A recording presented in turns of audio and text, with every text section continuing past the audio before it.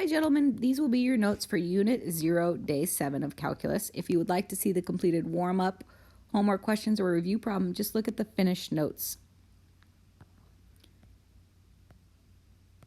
So today we're going to be able to solve different types of equations: linear equations, quadratic, polynomial, rational, radical, and trigonometric. We're going to be able to solve these algebraically. So the first one, you guys should remember how to solve just a normal basic linear equation where all the x's just have an exponent of 1. So on this one, we're just going to distribute, and we would get 10x minus 20 minus 12x minus 15 equals negative 17x minus 24. Combining the like terms on the left side, the 10x minus 12x, we would get negative 2x. And then negative 20 minus 15, we would get negative 35. Equals negative 17x minus 24. I have x's on both sides, so I'm going to move the smaller one. I'll add 17x to both sides. And so I get positive 15x minus 35 equals negative 24. Then add the 35 to both sides. And we get 15x equals 11. And then divide by 15 on both sides. And x is going to be 11/15. That's just solving a basic linear multi-step equation. On the next one, solving a quadratic equation. Well, to solve a quadratic equation, that's an equation where the highest exponent's 2. In order to solve it, you would make sure one side is equal to 0, and then you test to see if you can factor it. So one side needs to equal 0, then you can either factor. If it doesn't factor, you can use the quadratic formula. And if you guys have forgotten the quadratic formula, you can sing the wonderful song, or you can just do x equals the opposite of b plus or minus the square root of b squared minus 4 times a times c all over 2 times a.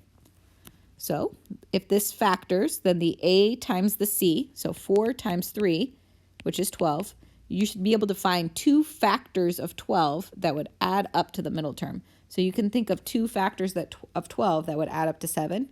Yeah, 3 and 4. So that means this factors. You can either guess and check, or you can break up that middle term. So since 4 times 3 is 12 and 4 plus 3 is 7, you can break that up into 4x and 3x.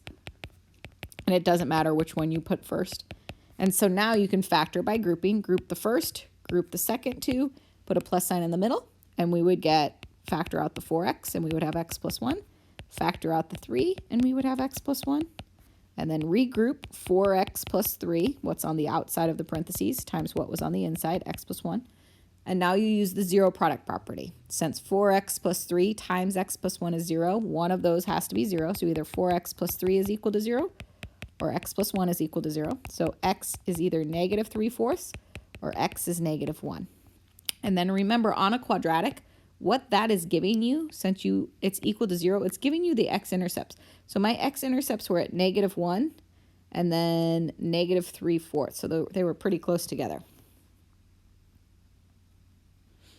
Rational equations. So rational equations are equations that contain polynomials but in fraction form. So a polynomial in the numerator, a polynomial in the denominator. In order to solve rational equations, your first step is you want to get a common denominator across all the terms. So regardless of what it looks like, you should get a common denominator across all the terms. So my 3 denominators are x plus 3, 1, and x plus 2. So the common denominator in this is going to be x plus 3 times x plus 2. So in that first one, we have x minus 2 over x plus 3. The denominator is missing x plus 2. So I'm going to multiply the numerator and the denominator by x plus 2. And then minus 1 over, well, the 1 is missing both denominators, so I'm going to multiply by x plus 3 and x plus 2, x plus 3 and x plus 2. And that's going to equal, well, the last one was 3 over x plus 2. Well, that is missing the x plus 3 from the common denominator, so I'm going to multiply the top and the bottom by the x plus 3. Now notice, all of the denominators are the same. So if I multiplied both sides by the common denominator, all of the denominators would cancel, but you just need to make sure you do your domain. So find your domain restrictions. Since these are fractions, remember the denominator can't be 0. So x plus 3 can't equal 0. and x plus 2 can't equal 0. So my two restrictions are x can't be negative 3 and x can't be negative 2. So as long as x isn't negative 3 or negative 2, then I'm good to go. But again, I said that if you multiplied both sides by the common denominator, the denominators would go away. So I'm just going to be left with the numerators. X minus 2 times x plus 2 minus x plus 3 times x plus 2 is going to equal 3 times x plus 3. And now I can just solve this equation. So if I FOIL this out or distribute this out, I would get x squared minus 4. And then this is going to be minus x squared plus 5x plus 6. And this is going to become 3x plus 9. So distribute in that negative sign, x squared minus 4, then minus x squared minus 5x minus 6 equals 3x plus 9. Combine like terms, the x squareds will cancel, and then we have negative 5x minus 10 equals 3x plus 9. All of your x's on the same side, and then move the 9 over, so negative 19 equals 8x, and then divide over. So x is going to be negative 19/8 as long as I did all of that correct. And notice that was not one of the domain restrictions that we had from up here. So that is my solution. So for rational equations, find a common denominator, then do your domain restrictions, and then you can cancel the denominators. Or you can get rid of them by multiplying both sides by the common denominator. And then you just solve the numerator equation.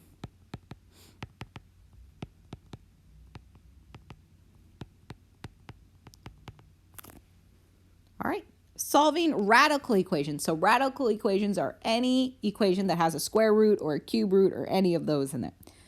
So to solve a radical equation, you want to get the radical alone on one side if it's possible.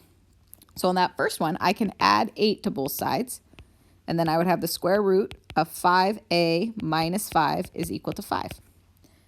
And then to get rid of a square root, you can square both sides. If you square root 5a minus 5 times square root 5a minus 5, that would just end up being 5a minus 5 equals 25. And then solve the equation, so add 5 to both sides. So 5a is equal to 30, divide by 5, divide by 5, so a is going to be equal to 6. And if you substitute that back in, 5 times 6 is 30, minus 5 is 25, the square root of 25 is 5. Negative 8 plus 5 is negative 3. It works. On the second one, again, isolate the square root. So we would add n to both sides. And then I would have the square root of 6n plus 19 equals n plus 2. Now this one's one of the more annoying ones. So if I square both sides, the left side would just become 6n plus 19. But the right side, I would have to do n plus 2 times n plus 2. So when you square a binomial, make sure that you actually square it. So this would become n squared plus 4n plus 4. All right, well now it's just a quadratic equation. So in order to solve a quadratic, we need everybody on the same side. We need one side to equal 0. So I'm going to subtract 6n and subtract 9. So I have 0 equals n squared minus 2n minus 5. Let's make sure that all of that is right. So minus 19. So that'd be minus 15. And so can I multiply to negative 15 and add to negative 2? I can. That would be n minus 5 and n plus 3. And so n could be 5 or n could be negative 3. But again, let's plug those back in and make sure that both of them work. So I take 5 and plug it back into the original. I would have 30 plus 19 is 49. Square root of 49 is 7. So negative 5 plus 7 is 2, so 5 works. If we plug in negative 3, 6 times negative 3 is negative 18, plus 9 is 1, square root of 1 is 1. The opposite of n would be 3, so 3 plus 1 is 4. 4 does not equal 2. So negative 3 is not a solution because it doesn't actually work. Solving trig equations. So trig equations we solve similar to how we solve square roots. You want to get the trig function, so you want to isolate the trig function if possible. So in the first one, cosine x is going to be my trig function. So to isolate it, I'm going to divide by 2, divide by 2. And so I want to know when cosine x is square root 2 over 2. Well, that's positive. And so if you remember from last class, all students take calculus. Where is cosine positive? It's positive in the first quadrant, and in the fourth quadrant. So I need x values, my angle values that are in the first and the fourth quadrant, and I need the cosine to be square root 2 over 2. So if you guys remember, that was at the pi over 4 where cosine was square root 2 over 2. So x is going to be pi over 4, or you can do negative pi over 4 if you want to rotate down into that quadrant. Or we would have pi over 4. Over here is 3 pi over 4. Down here would be 5 pi over 4. So in the fourth quadrant, you would have 7 pi over 4. So the two values of x that would work would be pi over 4 and 7 pi over 4. And that would be on the unit circle. If we wanted to have more, we could do plus or minus 2 pi n, if you remember. But for this class, we can just do pi over 4 and 7 pi over 4. On the second one, again, we want to isolate the trig function. So I'm going to get the sine 2x by itself. So I'm going to subtract the square root of 3 from both sides. And then I would have 2 sine 2x equals negative root 3. And then I'm going to divide both sides by 2. And so now I want to know when the sine of something is negative square root 3 over 2. Okay, so remember, all students take calculus. So we need sine to be negative. Where is sine negative? Well, it's negative in the third and the fourth quadrant because it's positive up above. So I need the two angles that are down here. When is sine square root 3 over 2? Well, if you remember from last class, that's going to be at the pi over 3's. So I need a pi over 3, and the pi over 3 that would fall in the third and fourth quadrant would be 4 pi over 3 and 5 pi over 3. But notice this one's different because it's not just x, it's 2x. So this time we say 2x is equal to 4 pi over 3 and 2x is equal to 5 pi over 3.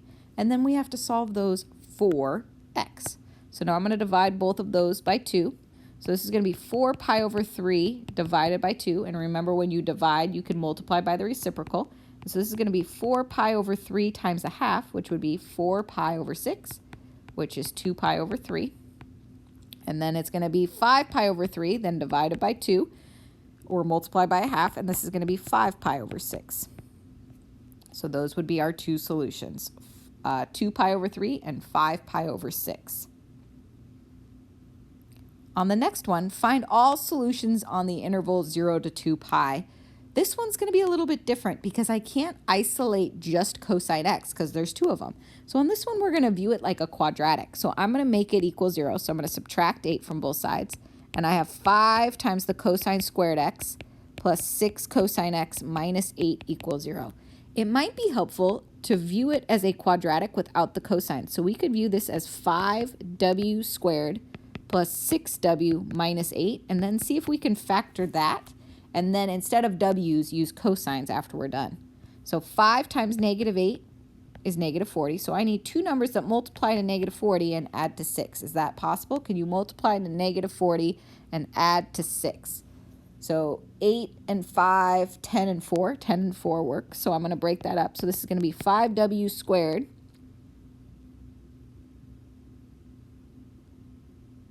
and then plus 10w minus 4w minus 8. So 10 times negative 4 is negative 40. 10 plus negative 4 is negative 6. And then to factor by grouping, group the first two, group the second two, put a plus in the middle. And so I can factor out a 5w from the first one, and then I would get w plus 2. Then factor out a negative 4, and I'd have w plus 2. So this worked. I would have 5w minus 4 times w plus 2 equals 0. So if I solved each of these, I would have w equals 4/5 and w equals negative 2. But again, I use w for cosine. So my two solutions are going to either be cosine of x equals 4/5 or the cosine of x equals negative 2. Well, those aren't values from the unit circle. So in order to solve these, we're going to use your calculator. To get rid of cosine so I can just solve for x, you're going to use inverse cosine on your calculator. And then the inverse cosine